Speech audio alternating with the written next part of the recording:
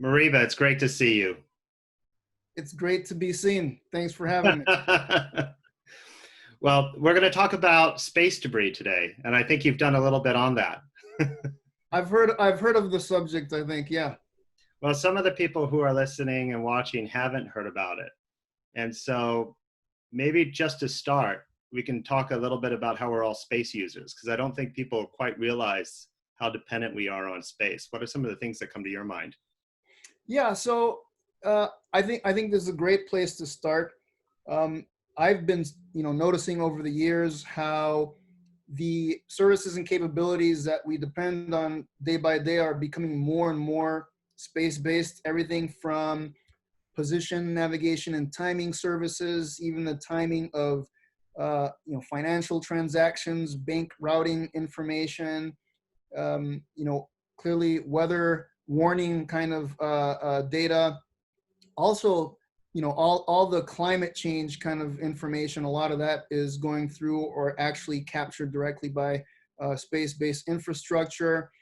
Even things like looking under the surface of the earth for hydrology and agriculture support. And the internet itself is also being moved to a space-based infrastructure. And very recently, I spoke to this one company that's actually trying to put banking itself on space-based platforms. So not have the banking aspect of pretty much anything on the ground, but have it all. All our bank accounts are in some orbit and that sort of thing. So yeah, I mean, more and more the services and capabilities that we depend on are coming directly or routed through some sort of space-based infrastructure. And the thing is, none of these services are guaranteed to work or are protected from loss, disruption, or degradation as a result of things like collisions from garbage. Yeah. Before we get onto those collisions and garbage, I just want to remark we're having all these forest fires on the West Coast, and just tracking that smoke has been so important for warning people and having people make decisions on just how to go about their lives in this kind of really in this tremendous realization of climate change and just natural disasters. So this a very current example of how we're so dependent on space. Then even things like when we go to the grocery store and we buy food, that's part of the food chain, which got to us one way or the other through space-based infrastructure. Exactly. You mentioned collisions. So it's not just useful infrastructure that's up there. What else? Yeah. So the thing is, this population of objects, I call it the anthropogenic space object population. Anthropogenic just meaning human-made, human-derived. So this anthropogenic space object population started off with Sputnik in 1957, and today the largest catalog of this anthropogenic space object population numbers around 26,000 objects, and these would range in size from a cell phone all the way up to the space station. But we hypothesize that there are many more objects than the 26,000. Actually, we hypothesize upwards of 500,000 or more. If we go all the way down to 1 millimeter diameter speck of paint kind of size, but we can't track things that small.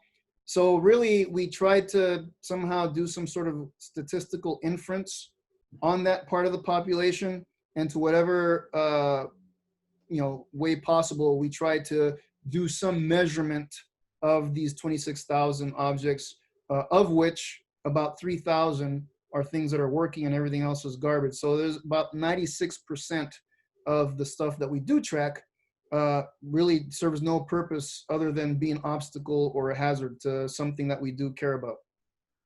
Now, at what point do we consider it to be a significant operational risk, and at what point do we consider that debris to be, a problem, and when do we just not care? Yeah. So one of the things that we're looking at trying to, you know, kind of further define or refine is this idea of orbital carrying capacity. And so, you know, in ecology, you know, carrying capacity of an ecosystem, you can kind of define this in terms of birth and death rates of a population. And, you know, at a certain point, there are so many individuals using resources that the ecosystem is not able to meet their needs. And so that's when you see massive like pandemics and these sorts of things. But clearly for space, it's not necessarily one-to-one, you know, correlated with that. And so other ideas of capacity are things like highways, like the carrying capacity of a highway system. And orbital space also has these sorts of neighborhoods. We don't put stuff just anywhere. We have specific highways in space depending on the type of mission that we want these objects to be able to fulfill or serve. And the thing is that, you know, when you're driving your car on the highway and you run out of gas, there's this thing called friction that eventually starts slowing your car down and pull to the side of the road, and then it stopped, right? Then a cleaning crew can come and take care of it. In orbital space, on the orbital highways, when things run out of gas, they still keep on moving at the same speeds. They don't slow down. And so imagine being in your vehicle as you're trying to drive down some highway, and you see a bunch of wreckage from past collisions and dead satellite, you know, cars with no drivers, trucks with no drivers, basically going with you in the traffic and maybe kind of like meandering around, and you have to find a way to navigate that. That's kind of what the situation in space is that most of the stuff stays up there for a very, very long time, or it doesn't come back, period. And when it dies, it just keeps on moving at those high speeds. So that's part of the problem. And so in terms of orbital carrying capacity, I would say that pragmatically, if we get to the point that our decisions and our actions can no longer prevent the loss, disruption, or degradation of a space service or capability, for all intents and purposes, the capacity of that orbit has been exceeded. Mm-hmm. And so that's what we want to prevent. So some people make analogies to the Kessler syndrome at that point, which is this kind of cascading effect of things. The thing is, we don't want for any orbital neighborhood to become unusable for all intents and purposes. And I think that would give you that kind of this upper limit of what the carrying capacity of that orbit would be. Yeah, okay. There's one thing that I want to add to the analogy that you have, because people may have this view of these cars all kind of going along the highway. Maybe you get this, maybe you come up to this wreckage and that's going to be moving quickly.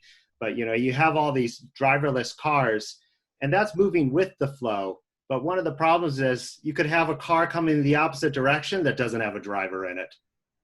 Exactly. And the highways intersect each other. Yeah.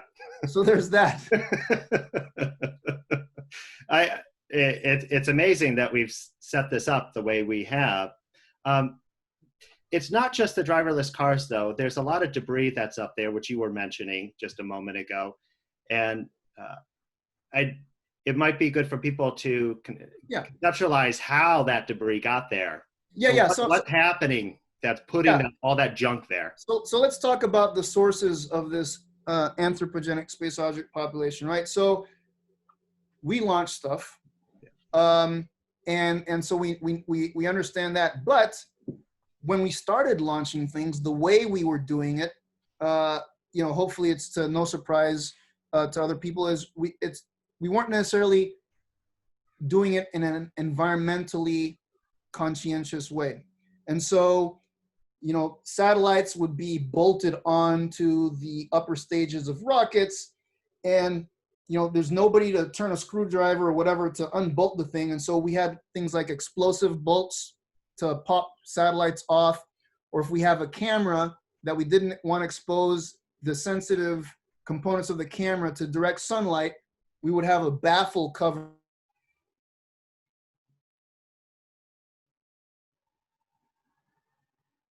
where we wanted to, but that cover is now up there kind of ad nauseum. So we call that mission related debris.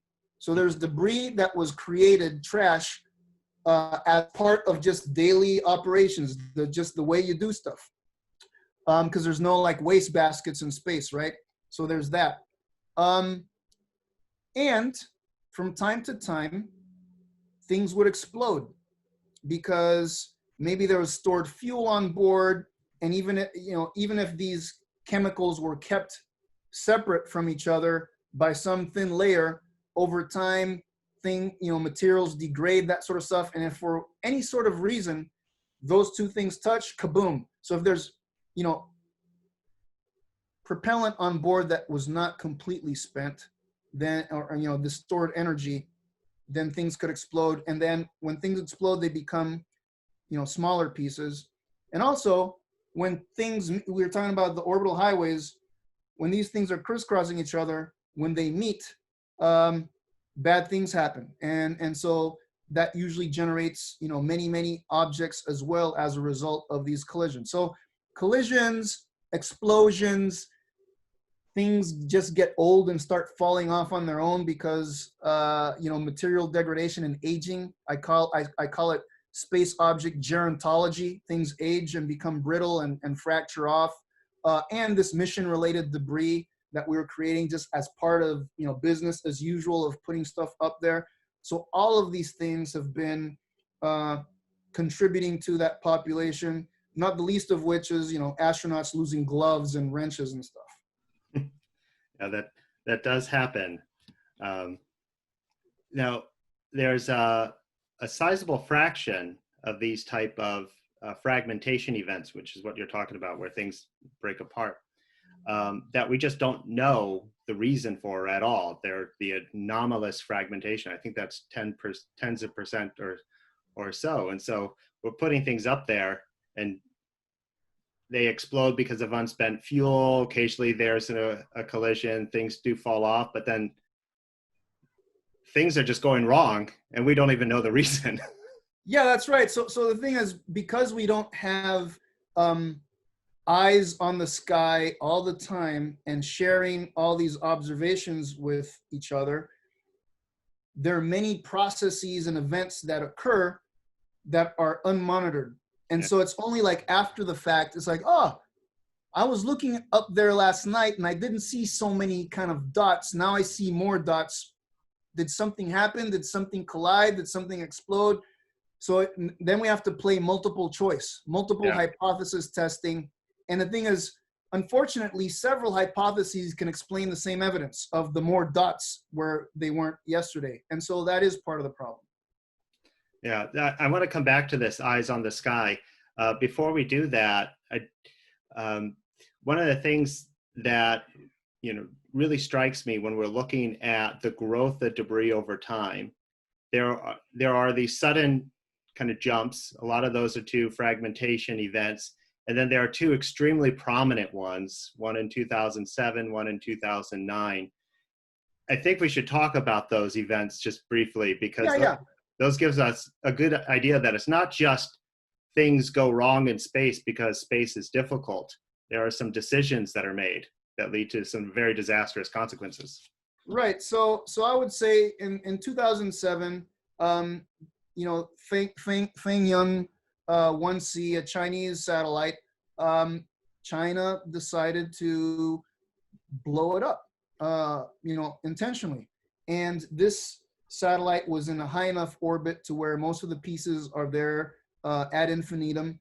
And so in a single event, they generated about, 5,000 or so objects, trackable objects in one event. So I told you, 26,000 things. Imagine, a significant percent of that just generated in one event. And then in 2009, there was a working satellite, Iridium, and it's in its orbit. And we just, for a variety of reasons, did not properly quantify what the possible collision risk was with this dead Russian satellite Cosmos. These things had orbital highways that crisscrossed. People say, oh, well, space is big. Well, space was not big enough that day. And these things met and became, many thousands and thousands of pieces. So I would say, the culprit, so intentional breakups, because, tests of might, saber rattling in space, we probably want to avoid those things. The US has done it, did it in a lower orbit, but still the US has done it. And India did it recently in February of last year. And there's still pieces from the Indian anti-satellite test. They blew up one of their own satellites, as well as not they said, oh, well, now we're a superpower in space.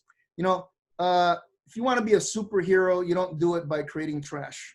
So we should probably not use that as a metric of being a superhero in space. Cleaning up space, there's a superhero move. Not polluting space, superhero in my book. Blowing stuff up, making more trash, not a superhero move. But so there's those sorts of things. And a lot of the growth of the population is happening because people are not actually implementing guidelines that have been agreed to mitigate debris. And so there's an organization, the Interagency Debris Coordination Committee, IADC, mostly government folks, government-led. They've been working on this problem for some time. There's like 4 working groups, and they put out a set of guidelines. Hey, if you do these things, this will help mitigate more debris. Like, remove all the stored energy in your object, dispose of your object into a graveyard orbit if it's too high, which, oh, by the way, I don't like so much, really. I mean, it's like a landfill in space, not a good idea. Try to bring the object back, make it burn up in the atmosphere. Okay, I can see where that goes, right? So there's a set of guidelines that they provided. And if that weren't enough, the United Nations has a committee on peaceful uses of outer space. Last year, over 90 countries signed by consensus 21 guidelines towards long-term sustainability of outer space. A lot of these IADC guidelines found their way into those guidelines. So there's some repetition there, but that's okay. And people aren't necessarily implementing that. And so one of the questions is, some people say, well, we need more space laws and all this other stuff. Make those guidelines into laws. Okay, let's say that every one of those 93 countries made that into a law. Who's going to enforce it? How would you know? The thing that you brought up, Aaron, recently about all these things happening in space and we just don't know about it. Mm-hmm. So the thing is, you can't enforce and you can't manage something that you don't know, and you don't know what you don't measure. So it all boils down to measurements, which we don't really share as a global community. Well, let's lead right into to that. So you've been leading the world in measurements, and you want to get more people involved. And so can you comment on some of these initiatives that you're doing and just some of the complications that are involved with tracking debris in the first place? Yeah, so I kind of group information into several levels to just get a bit nerdy. Like level 0 information is probably raw photons interacting with sensors and that sort of stuff. So most people don't have access to that. Somehow those registered photons that interact with these objects get represented in some sort of format of time-tagged observations, like line of sight or intensity as a function of time. Let's say that's level 1. I have a couple of telescopes, so that's good, but most people don't.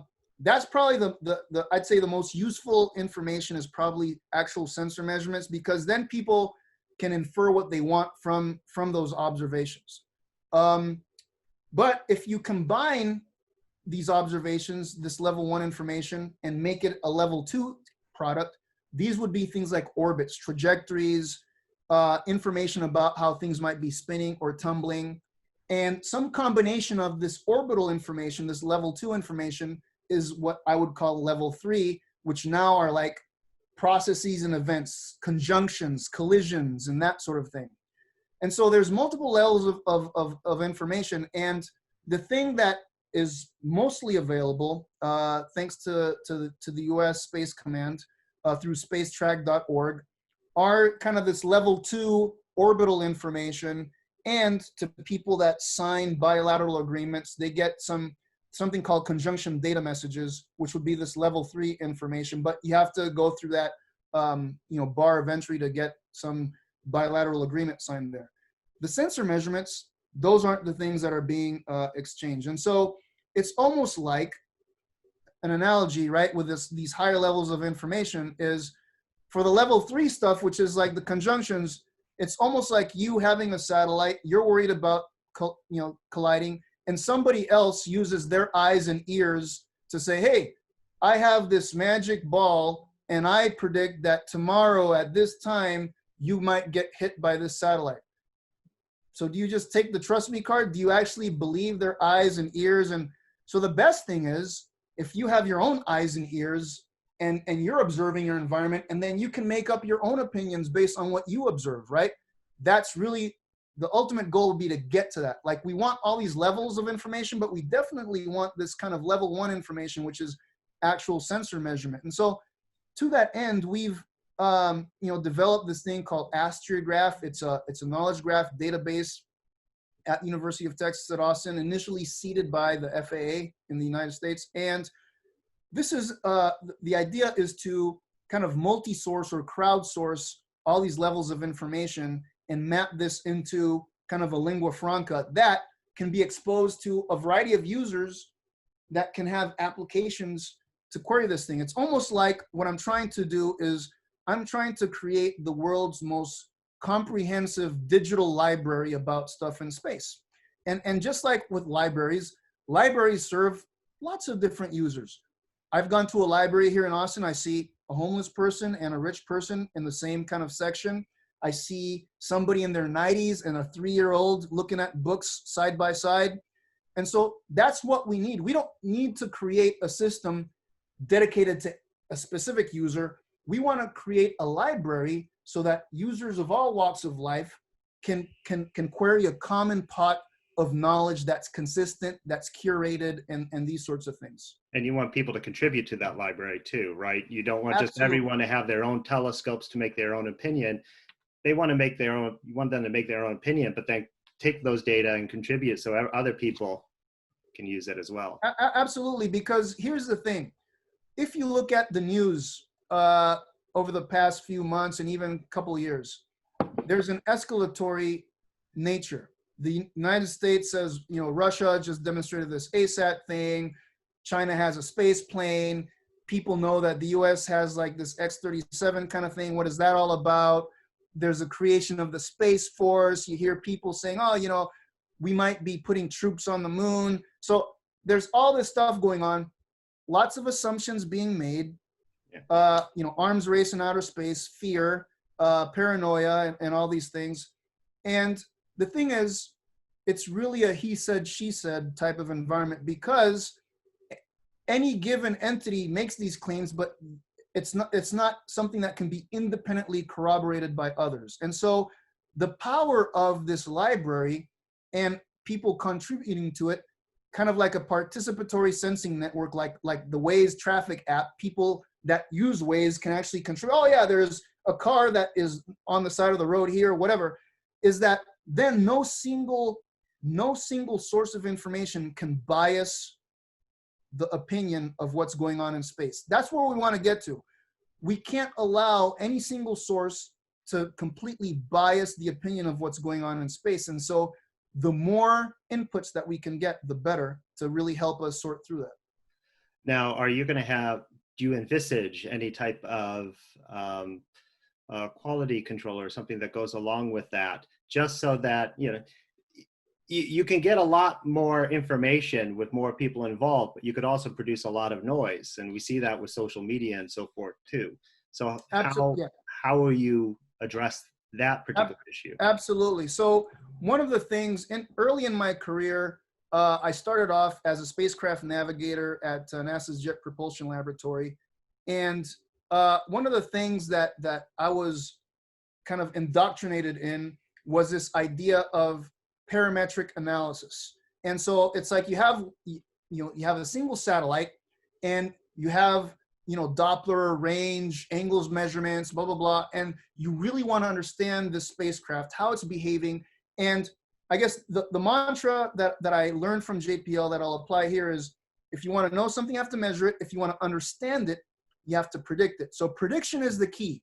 Prediction kind of lets you know, do you really understand this thing, or do you not understand it so well? And so what we would do is we would do all these sorts of parametric analyses for the spacecraft to say, okay, what is the behavior of the spacecraft if I only use range data, if I only use Doppler, if I use the angles, if I combine these things? And you just look at a statistical consistency with all these different hypotheses, right? Each hypothesis has its own opinion, kind of thing. You compare all these hypotheses to each other, and you might find, oh, wow, every time this sensor contributes, it seems to be biased from all the other answers. The way I explain this to people is, how do you know that you have the world's most accurate clock? And the reason is because you have hundreds of them. You don't have just one. And so that's the way time is told around the globe, is that we have 300 plus atomic clocks, whether they be rubidium, cesium, hydrogen masers. Each one has strengths and weaknesses. Each one has an opinion on what the actual time is, right?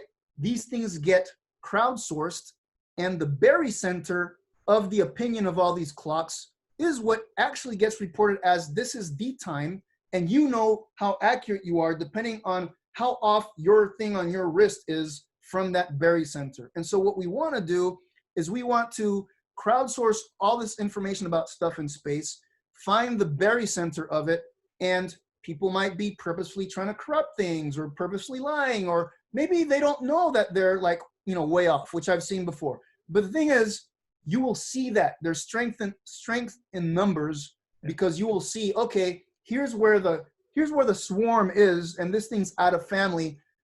Either everybody is systematically wrong in the same way, or what is it about this thing that it's basically reporting something that seems to be inconsistent. And inconsistency shouldn't be feared. It's something that basically allows you to understand things better. So those would be the sorts of algorithms that would have to be in the background to do these sorts of evaluation, this sort of like data conditioning aspect of this curation. Yeah, okay. One of the things that's running through the back of my mind as we're talking about all of this is how we have a fundamental issue in that it seems like there really hasn't been a responsible user of space in terms of building the infrastructure. I'd like to be wrong with that statement, and please do push back if you can identify groups that have been very responsible with it. But with this development of space, there's been irresponsible use, and this is what's gotten us into this particular situation. I mean, even with the India ASAT that you just mentioned, which happened very recently, it was done in a way that was supposed to be as responsible of an ASAT as you can have, whatever that means, but at a low enough altitude where debris would decay rapidly. But it was an explosion, and so the orbits of this debris was all over the place, and some of them went to really high orbits, and so it's taken a long time for it to decay. So has there been any responsible use of space? Is there any hope that we're moving toward that, and what will these observations that you're talking about do to help foster responsible use of space? Yeah, so one of the things that I have definitely felt very much anchored in or founded in is, I look at sustainability in other domains, in land, sustainability in air, and in oceans. And there's some lessons learned out of that. And if I couple that with what certain indigenous people of the planet have learned over millennia, I mean, I look at, like the Aborigines, 60,000 years of knowing how to thrive in scarce environments by understanding their relationship to, amongst all things, and, treading lightly in terms of, I'm going to try this thing out and I'm going to see how the rest of the ecosystem responds to me doing this. And if it doesn't seem like this is going to be favorable for the whole, then I'm not going to do this. Like that sort of leading by empiricism and recognizing that it's a finite resource in need of some management, going back to this idea of carrying capacity. Like, Yeah. I don't understand why governments have not said, you know what, we need to slow down on the licensing thing. We need to agree on what carrying capacity is. Carrying capacity doesn't belong to any given country. It is the heritage of humankind. And when we license something, let's have some process where we check in with each other, because there are no deeds for stuff in space. And whenever somebody gets a license to operate, they're going to be taking up some of that capacity. They have to give that capacity back. It's not theirs. So this is a leased capacity, and manage the finite resource that way. Like, these are principles or tenets of indigenous knowledge, traditional ecological knowledge, the voices of our ancients that are trying to tell us something, how to come back in a balance with existence, and we should listen to that. And so there are people that are becoming more and more resonant with that idea, that are likened to it, are drawn to that. So yeah, I would say hope is not lost. There's a growing number of people that are understanding that. Part of the problem is that space people tend to be very insular and very elitist,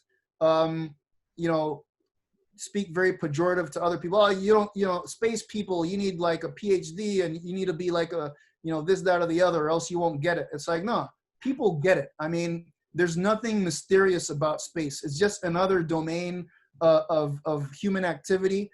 And so I'm all about normalizing space and letting people know there's nothing arcane about the space thing. These people just are scared and making things more complicated. But as like the whole term anthropogenic, right? Like some people have been giving me some flack for even using that. It's like, so here's the deal. In other domains of sustainability, they use that term. Like it's an understood thing. This is a result of what humans have done. When we use terms that are common to other domains for similar situations, what we do is we build community, and other people can now understand our problems better. It's like the space people on one hand are complaining, nobody wants to spend money on this stuff because nobody gets us. But at the same time, we're going to come up with our own language that's going to make us be very different and not understandable by the rest of the globe. Like, that's inconsistent. I'm really surprised that you've had pushback on the idea of anthropogenic debris, because that's what it is. I mean, there's no getting around it. With this idea of carrying capacity, I think it's so important because it really does drive home the idea that space is part of the environment. It is a resource that's being used. And so I really think we need to come to terms with this idea of applying ideas like carrying capacity, which you've worked so hard to do in the space domain. Now, going back to this kind of growth of objects and debris in space, if we're thinking about that over time, I was looking at it recently, and there's a pretty fundamental change in that growth. Up to a few years ago, that growth was completely driven by debris itself, whether that was accidents or bad decisions, or both. It was being driven by debris. Now, when I look at it, it's not being driven by debris, the change at least. It's being driven by consumption of the very resource we're talking about. And that there are satellites, 60 at a time, that are being launched to build, for example, the Starlink constellation. How are we going to have a responsible, sustainable use of space when we're putting up these type of mega constellations, they're going to have a density of satellites within a very confined region that's much larger than what we've seen before. It's very sad to me, Aaron. And companies are doing things because it's legal, not necessarily because it's the right thing to do. And whenever I bring this sort of stuff up, basically the answer that comes back to me is change the laws. We'll do what the laws tell us to, right? That's the mentality, which is, completely, unlike these principles of indigenous knowledge and that sort of stuff. So there's just no mutual respect. And the thing is that what I'm trying to get across to these folks is, here's the thing. Look at it from a completely greedy perspective. Your behavior is the thing that's actually going to be the hindrance of you being able to make more money for as long as you want. You're getting in your own way. Yeah. If you behave this way, there is a finite amount of time in the foreseeable future where you won't be able to make money this way anymore. Mm-hmm. So even if for no other reason, just slow down a little bit. Look, you've got the licenses, you got the green light. It's legal. You can legally launch. Just slow down a little bit so that we can have an inclusive conversation and do this the right way. Mm-hmm. But now we're like even talking about the Artemis thing, people to the moon. We want, Elon wants us to be a multi-planet species and stuff, which, yeah, okay, sounds good. Man, I was telling people, the first people that go to Mars, what are they going to see? A bunch of trash there already. Parachutes flapping in the Martian wind, heat shields that are broken up, scattered across the surface. It's like, even the way we're doing exploration, it's like, the planet's big, who cares? The same thing that we did to the oceans. Sure, with cruise liners, just dump that stuff overboard. The ocean's big, eventually it'll get diluted and blah, blah, blah. It's like, that mentality is the one that we're applying to space, and it's bad and it's wrong. And the thing is, we need to bring awareness to everybody else, because people just don't understand that, like you said, near Earth space is also an environment that is in dire need of protection, which is why the whole Eyes on the Sky project. Yeah, I think a lot of people would be surprised to find out that there is even a large amount of trash on the moon, including human feces and so forth. And it is just done in a way in which we're not really thinking about any long-term infrastructure. And one of the fundamental, I think what goes into people getting in their own way, one of the fundamental kind of tenets of sustainability is developing whatever that environment is in a way that does not prevent future generations from also developing the environment. Absolutely.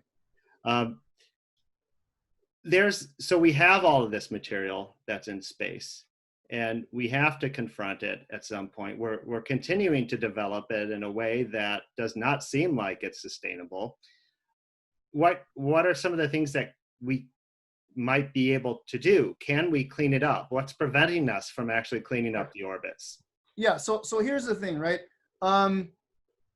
Group of people like Darren McKnight and others have said, here are the top 50 largest objects up there, rocket bodies, that it's just a matter of time. These things are like ticking time bombs, right? It's going to explode or collide.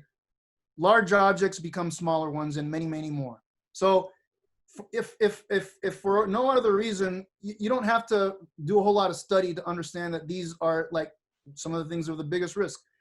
Start pulling some of these things down, okay? But governments would have to rally around that. And then the thing is, when it comes to governments rallying around that, people are going to say, well,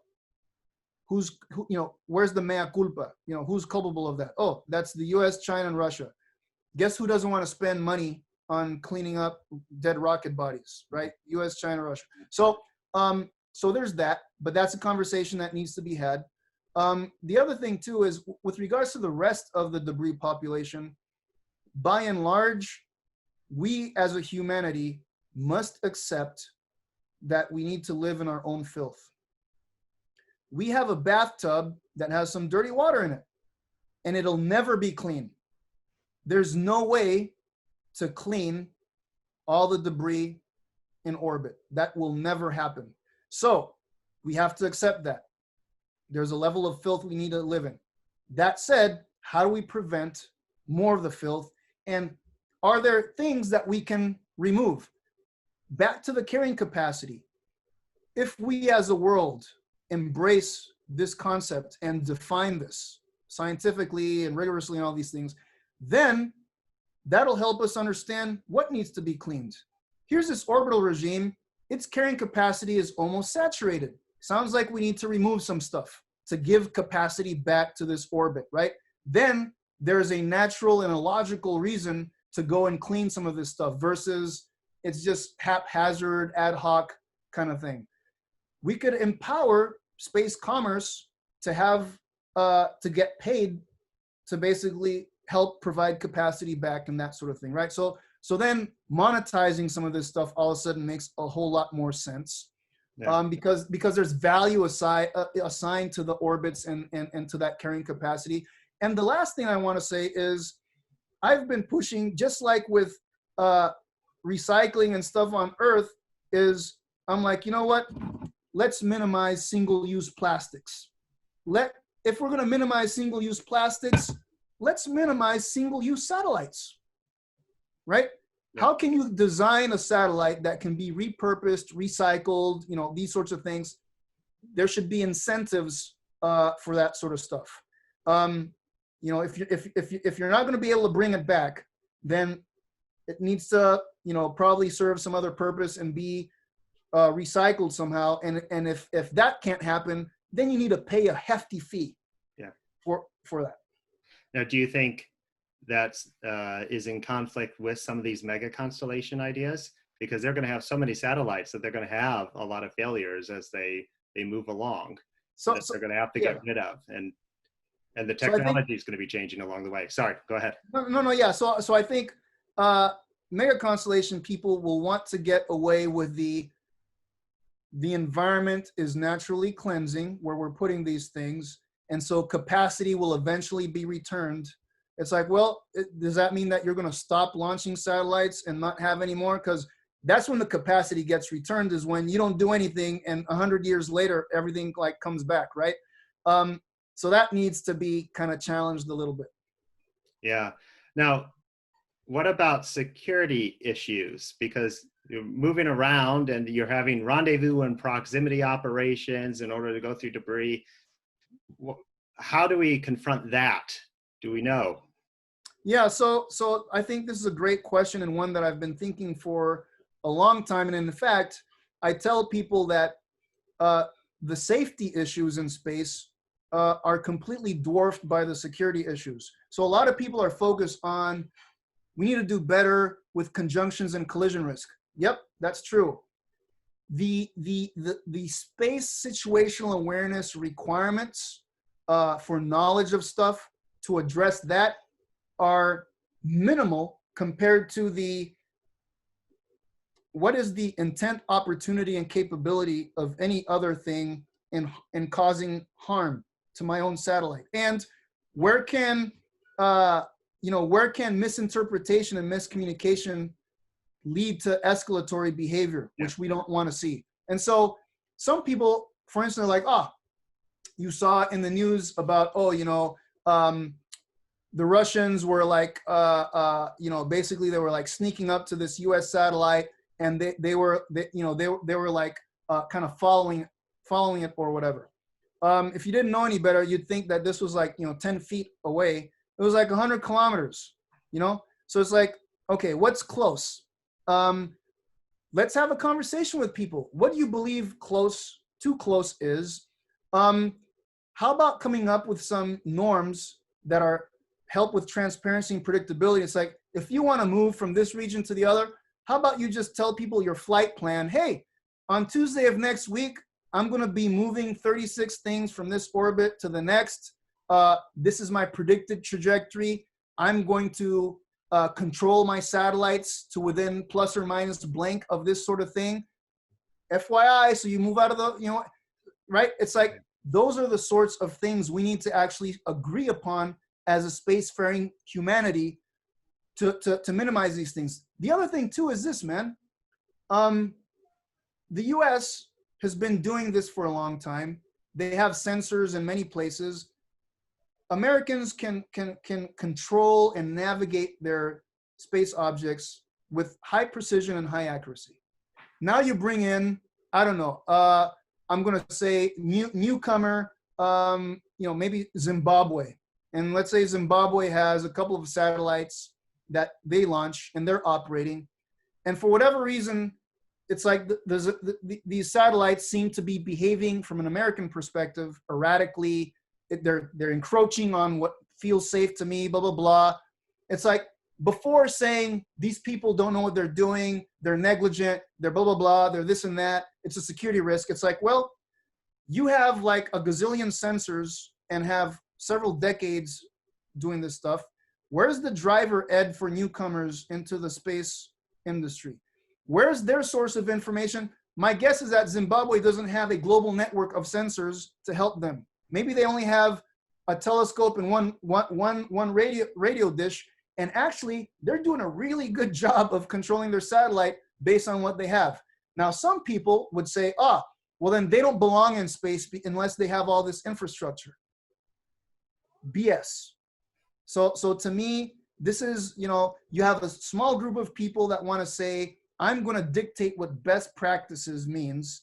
And you can't participate in this unless you can show that you can like navigate your satellite to within 1 meter and blah, blah, blah. Really? So all these other countries, they don't have the right to have satellites to help with their own infrastructure, their own banking, their own agriculture. So this is where I bludgeon the crap out of these arguments, because it infuriates me. Should there be a centralized body in one way or the other? Maybe not one that controls things, but arbitrates? I think the world can come together and participate in the global governance. I look at organizations like the IGS, like the International GNSS Service.org. It's not governments that are dictating this or that. It's basically the community of participants that said, hey, you know, let's come up with some standards. Let's come up with some norms of behavior. Let's provide benchmark data so that people that want to be part of this know what they need to be able to do, and, you know, that sort of thing. I think we can do something like that with the space traffic, you know? Well, that sounds great. I'm sure a lot of people are listening right now thinking, you know, what can they do?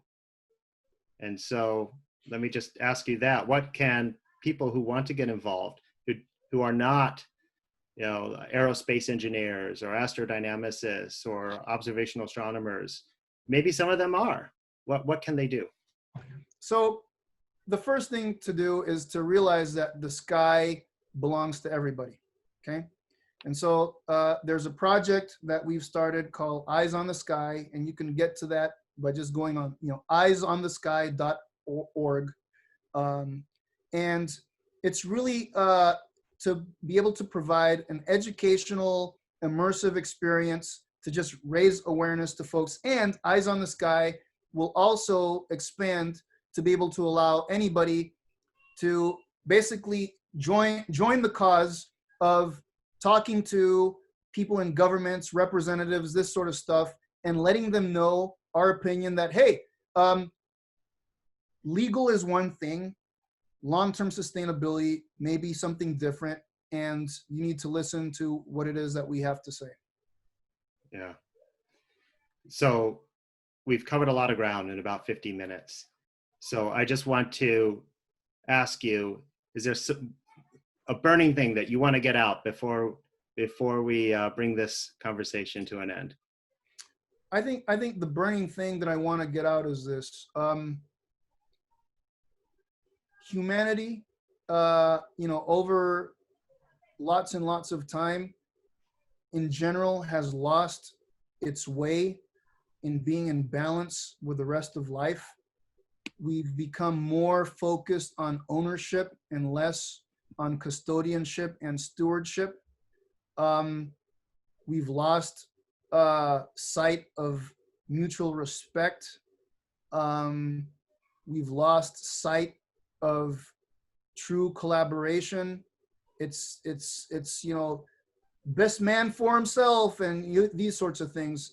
And I really and honestly believe that the pockets of certain indigenous people on the planet that still know what it is like to be in balance with life and believe in this concept of stewardship and custodianship. They're not owners of the land or any of that stuff, because they realize, you know, we're only here for like 80 years and then we leave. The earth will keep on going in one way or another, right? But it's like, I want people to remember that, and to find ways to understand the relationships. Everything is of one common fabric. Find ways to understand the relationship that you have with all other things. Do so honoring that relationship, respecting those relationships, and my goodness, find a way to motivate yourself, even in the presence of disharmony, to act from a place of compassion. And I think if we can do those things, wow, I don't think there's much that we can't solve. Moriba, thank you so much for being here with us today and for sharing these thoughts. As always, it's absolutely wonderful to talk with you. Thank you so much for having me.